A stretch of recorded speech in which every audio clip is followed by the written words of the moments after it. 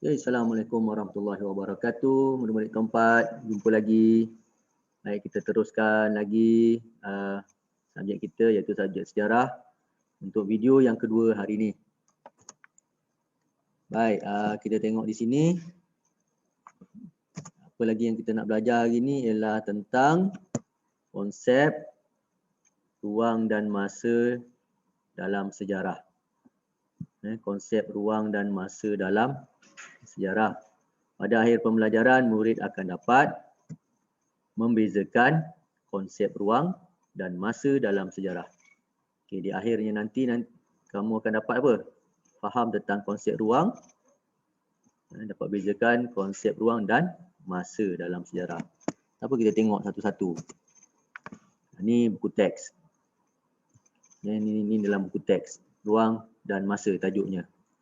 Okay. Sejarawan menggunakan urutan masa untuk mengkaji peristiwa sejarah yang telah berlaku.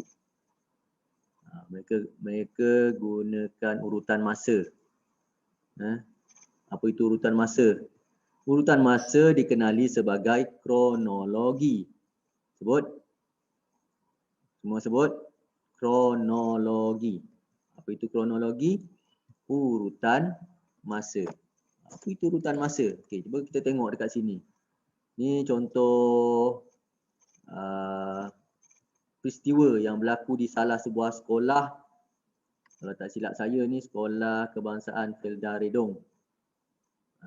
Ni dalam buku teks ni. Kamu boleh tengok dalam buku teks nanti.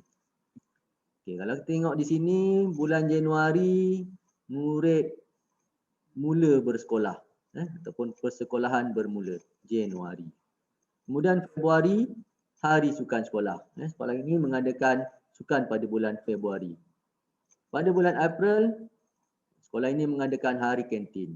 Seterusnya bulan Ogos sambutan hari kemerdekaan. Dan bulan Oktober hari anugerah kecemerlangan. Ini disebut urutan masa ataupun kronologi. Nampak? Januari, Februari, April, Ogos, Oktober. Kalau letak Oktober dekat depan, betul tak? Tak betul. Ataupun Oktober dekat tengah sini, April dekat belakang. Susunan tu dah tak betul. Susunan urutan masa tu tak betul. Jadi kena ikut susunan. Mana yang mula dulu kita letak depan. Kan? Kita letak depan. Ini disebut sebagai urutan masa ataupun kronologi. Okay, boleh faham tu? Apa yang dimaksud dengan urutan masa tadi? Dengan kronologi? Saya harap faham. Baik. Konsep masa ini dapat dibahagikan kepada dekad, abad dan alaf. Dekad, abad dan alaf. Hari ini kita nak belajar apa itu dekad, apa itu abad, apa itu alaf. Sekejap lagi. Okey. Konsep masa juga boleh dilihat mengikut zaman, iaitu zaman sebelum Masihi. Ataupun singkatan ditulis SM. Dan zaman Masihi. Ini yang kita nak tahu hari ni. Kita nak belajar tentang dekad, kita nak belajar tentang abad, kita nak belajar tentang alaf. Kemudian kita nak belajar, nak tahu apa itu zaman sebelum Masihi dan zaman Masihi. Kalau kita tengok dekat sini tadi, Januari, Februari. Ini apa ni? Bulan, betul. Jadi Januari ke Februari. Jaraknya 1 bulan. Ini awak tahulah ni bulan Ini pun bulan pun konsep ruang dan masa juga. Ini mungkin awak dah tahulah. Bulan, hari tu awak dah tahu. Yang kita nak belajar sekarang nanti ni ialah dekad, abad, alaf. Okey. Kita tengok terus kat sini. Dekad tu apa? Dekad tempoh selama 10 tahun. 10 tahun. Kamu sekarang tahun 4 tu tak? Berapa umur kamu? Siapa tahu berapa umur sekarang tahun ni? Tahun sekarang ni 2021. Berapa umur? Betul. Dah berapa? 10 tahun. 10 tahun maksudnya berapa dekad? Tempoh selama 10 tahun berapa dekad? 1 dekad. Maksudnya murid-murid tahun 4 dah hidup selama 1 dekad. 10 tahun bersamaan 1 dekad. Macam saya, umur saya Dah lebih 40 tahun. Jadi saya dah hidup berapa dekad? 10 tahun 1 dekad, 20 tahun 2 dekad, 30 tahun 3 dekad, 40 tahun 4 dekad. Maksudnya umur saya dah lebih 40 tahun, saya dah lebih 4 dekad. Tu faham? Baik. Seterusnya abad. Abad ialah tempoh selama 100 tahun. 100 tahun. 100 tahun 1 abad. 200 tahun 2 abad. 300 tahun 3 abad. Itu maksudnya. Dan seterusnya tempoh selama 1000 tahun disebut alaf. Okey, tempoh 1000 tahun disebut alaf. Setiap 1000 tahun 1 alaf. Tahun ni dah tahun yang keberapa sekarang? Tahun 2000 berapa ni? 2021. Jadi dah berapa alaf? Kalau 2000 berapa alaf? 1000 1 alaf, 2000 2 alaf. Jadi sekarang ni dah masuk alaf kedua. Kalau orang tanya kita dah berapa alaf? Dah 2 sebab 2021. Betul tak? Okey. Faham Tempoh dekad, abad, alaf. Perbezaan dia. Dekad berapa tahun? Betul. 10 tahun. Abad setiap 100 tahun. Alaf setiap 1000 tahun. Okey, tu awak kena faham tu. Ruang masa dia tu.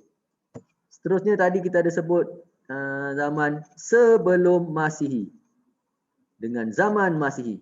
Jadi sebelum Masihi tu apa? Sebelum Masihi bermaksud zaman sebelum kelahiran Nabi Isa. Zaman sebelum kelahiran Nabi Isa. Itu sebelum Masihi. Kalau zaman Masihi bermaksud zaman selepas kelahiran Nabi Isa. Pening. Macam mana nak fahamkan tu? Okay, kita tengok sini semula. Okay, kita tengok nampak tak ni rajah garis masa ni? Okay, dia tulis kat sini zaman sebelum Masihi.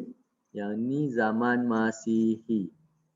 Okay, ni zaman Masihi. Maksudnya ni garisan merah ni katalah Nabi Isa dilahirkan. Okay, Nabi Isa dilahirkan kat sini katakan. Jadi sebelum Nabi Isa dilahirkan disebut zaman sebelum Masihi. Faham? Sebelum Nabi Isa ni, Nabi Isa lahir kat sini katakan di sini Jadi sebelum tu zaman sebelum Masihi. Selepas Nabi Isa dilahirkan disebut zaman Masihi. Jadi kita sekarang ni hidup dalam zaman sebelum Masihi ke zaman Masihi? Sebelum ke zaman Masihi sekarang ni? Ya, kita hidup di zaman Masihi. Kita kan hidup Nabi Isa dah lama dah dulu dilahirkan kan. Dah beribu tahun. Dah berapa ribu tahun dah Nabi Isa dilahirkan. Betul? Kalau ikut kalender kita, dah 2021 tahun dahulu. Kan sekarang 2021. Kalender yang ni pernah tengok kalender ni disebut sebagai kalender Masihi. Dah tahun bila tu? 2021. 2021. Faham? Jadi dah 2021 Nabi Isa dilahirkan kalau ikut kalender Masihi inilah. Okey. Jadi kita sekarang hidup di zaman Masihi di sinilah ni kita kat sini ni. Dah 2000 tahun dah. Ni 1000 kan? Kita 2000 jauh kat sini. Okey. Jadi ni sebelum Masihi tu ada beratus juta tahun dahulu sebelum tu. Ni banyak ni. Juta-juta tahun ni kat sini sebelum Masihi, sebelum Nabi Isa dilahirkan. Maksudnya dunia ni dah lama dah. Bukan baru-baru lagi, dah lama sangat dah dunia ni. Okey. Kemudian kita tengok tadi, dekad 10 tahun, abad 100 tahun, alaf 1000 tahun. Kita dekat sini jauh sini 2000 tahun, 2021 jauh kan? Jauh lagi. Itu maksudnya. Ini zaman Masihi, zaman sebelum Masihi. Jadi faham tak? Dekad, abad, alaf. Sekali lagi. Abad berapa dekad berapa tahun? Hafi, dekad berapa tahun? Hah? 5 tahun? Dekad berapa tahun? Betul, 10 tahun. Abad? Saya nak tanya siapa yang Kailah, abad berapa tahun? Betul, abad 100 tahun. Alaf? Saya nak tanya Kasih. Alaf berapa tahun? Betul, 1000 tahun. Ini, okey, itu awak faham Jadi sekarang dah faham tak maksud ruang masa, dekad, abad, alaf. Okey.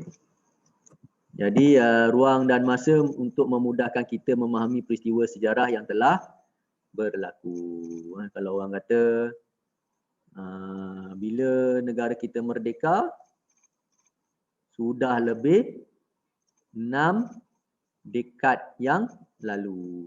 Orang sebut 6 dekad. Kalau sebut 6 dekad maksudnya dah berapa tahun dah tu? 1 dekad 10 tahun, 6 dekad 60 tahun. Dah lebih 60 tahun.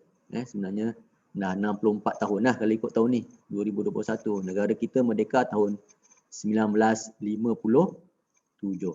Itu memudahkan memahami peristiwa.